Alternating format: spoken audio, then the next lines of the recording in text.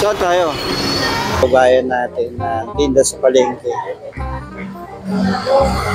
Especially pagka tulad nito gabi. Yan. Mamaya mas mura yung mga isda doon kasi parang ito ata yung time ng bagsakan, tinatawag nila. So, doon, mga kababayan natin kumukuha ng mga isda na nag-aangkat. Mas mura pagkagabi. Yun ang pagkakaalam ko. Lugar to ng panahon ng mga Kastila na ginagawa parang tawag mo ito. So, yan. 1966. Yan. Sa Malabon. Ayun pa, sa kabila. La Ilustre.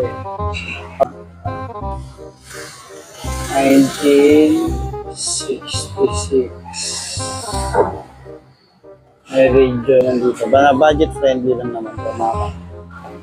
Budget friendly lang naman po. Yan. Ready and crispy pass. Dito. Budget friendly. Nakainan. Dito sa Malabon. Yan, Mary Joy. Matagal na to. 19. Ayun, naka dito. Papsi cheese. Ayan, mga papsilog, mga budget friendly. Matagal na kayo nakakain dito ng mga Pinoy. Papsihan.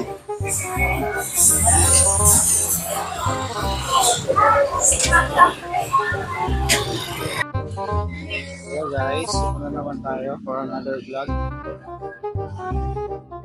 Dito lang Malabon. Punta tayo ngayon sa Fishport. Ito yung kanina sinasabi ko na bagsakan o bilihan ng mga murang isda. Dito namimili yung mga kababayan ng mga isda na dito sa palengke dahil mas mura dito. Saan natin? Dalawa kami naglalakad sa bayan ng Malabon. Yung city of Wala. Tapos yan dito sa likod. Ayan. Tayo nila. Sa parking place. Saan papunta ng Nabotas Fishport.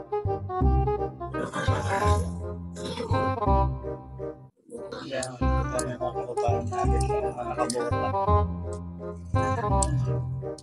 Ayan, sa likod ng palengke na yan. Dagat na sa likod niya. Dagat na. Yan ang gagaling ng mga kababayan.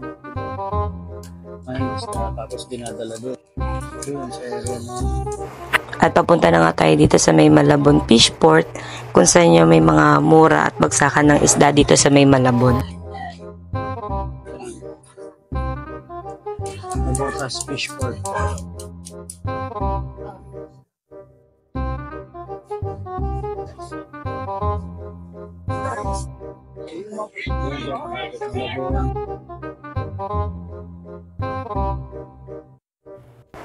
At magpapakash out muna nga tayo dahil bawal daw po ang GCash dun sa Malabon Fishport kaya nandito tayo ngayon.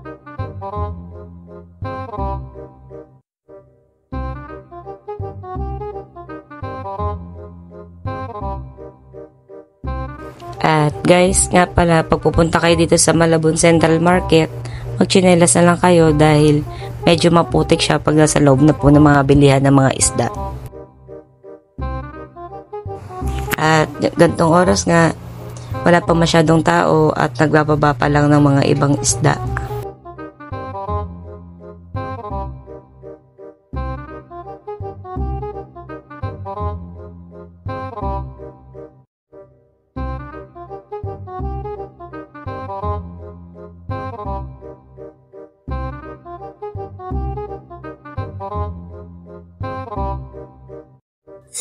Yan.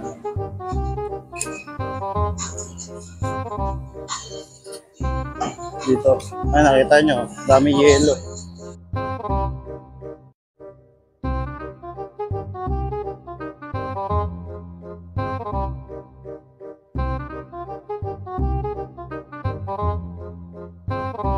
Yan yung ginagamit ng mga kababayan natin para mas tumagal yung mga isda. At nandito na nga tayo at tayo muna ititingin ng mga tahong at mga halaang. At nagre-range nga po pala ito ng 80 to 40 per kilo. At mas maganda nga pumunta ng gantong oras dahil bukod sa mga bagong bagsak sila ay fresh pa at hindi pa ganun karami yung taong bumibili. At bago ka pumasok sa may loob ng mga bilihan talaga ng isda, makikita mo na itong mga shell clams na nandito lang po sa labas at mga nakabanyera. Talaga nga namang fresh na fresh pa at ito nga po pala ang halaan ay mas masarap po siya pag sinabawan na maraming luya.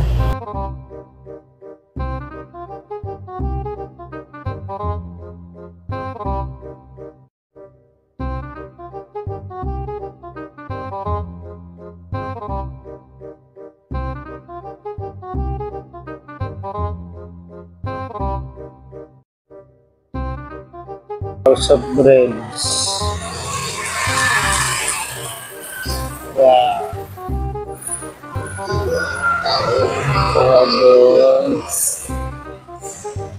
Magpipiesta pa. At yung mga tinatulak nila, ang nasa loob po niyan ay yung mga isdang ibabagsak po sa loob po ng palengke mismo at bilihan ng mga isda. Yan po yung mga fresh na isda na itinitinda nila.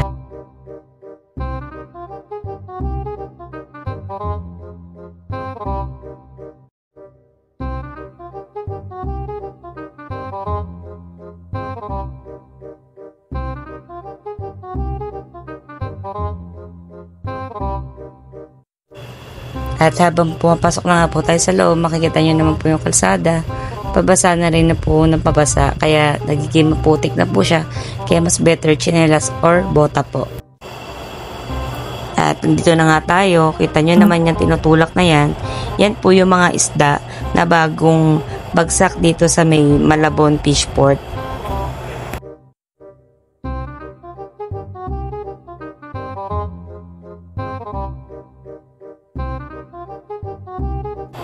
Ibabagsak pa lang nila yan sa mga tindera dito, kaya mas maganda, wala pa tayo masyadong kasabay na mamimili, kaya mas mura pa natin, medyo matatawaran pa natin siya. At dito nga rin po pala guys, pag kayo mamimili ng mga kilo-kilo lang, mas better daw po na magdala kayo ng sarili nyong lalagyan or plastic.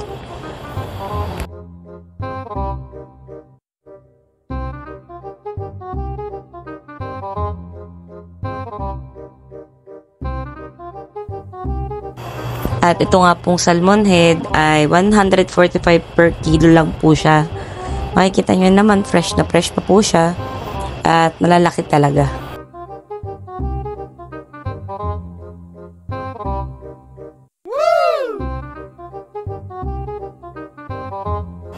At dito nga sa Malabon Fishport, makikita nyo talaga at maaaliw kayo kasi halos lahat po ng isda, iba't ibang klaseng isda ay nandito sa loob. Wow. Mapalaki, mapaliit na isda ay nandito po.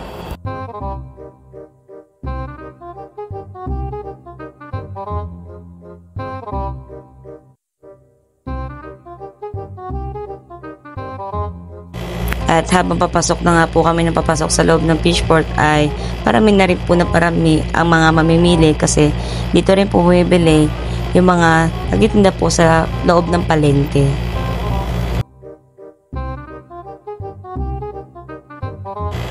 At mas better din talaga pumunta dito nakachinelas or nakabota ka dahil nga medyo basa siya at maputik.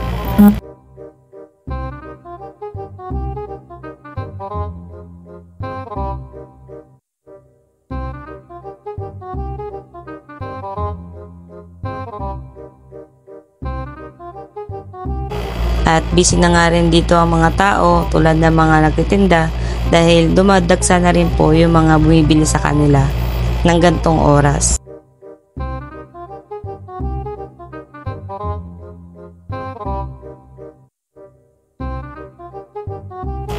At kung wala naman kayong dalang plastic, tulad namin, nakabili kami dito ng plastic na nag-range lang sa piso hanggang 5 piso. Depende po sa size ng plastic na bibili nyo para sa mga bibili nyong isda.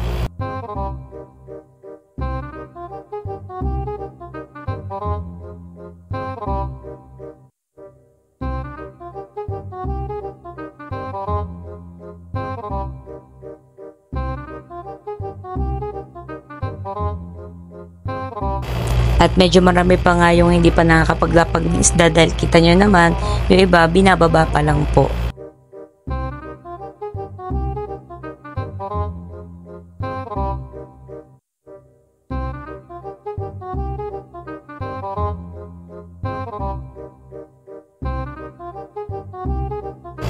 At ito namang tilapia na pangmasal talaga ay nagre-range lang po ng 145 per kilo na po.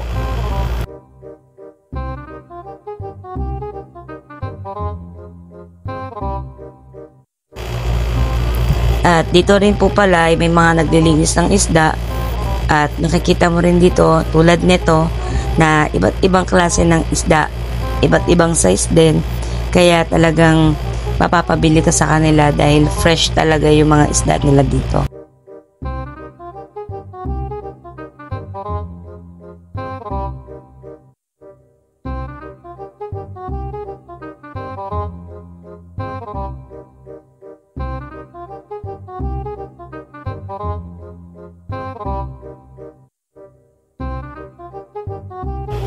At tama rin ang timbangan nila dito, makikita nyo naman. At dito talaga ay matutuwa ka sa dami mong mabibili sa kanila, lalo na pag gantong bagong bagsak pa lang yung mga isda.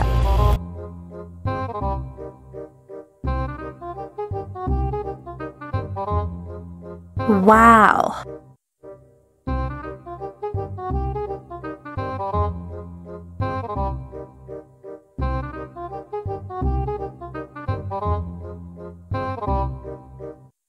At ito namang isdang yellowfin ay nag-range lang siya ng 280 to 290 isa.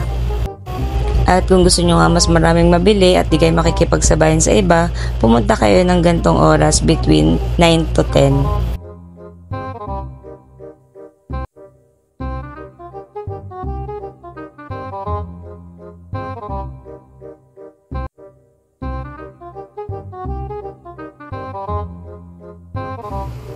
At ito nga, mapapawaw ka talaga. Wow! Dahil dito mo lang siya halos makikita nakalatag lang dito. At ayan po yung mga range nila at rate. At talagang mura nga naman kaysa sa labas ng market.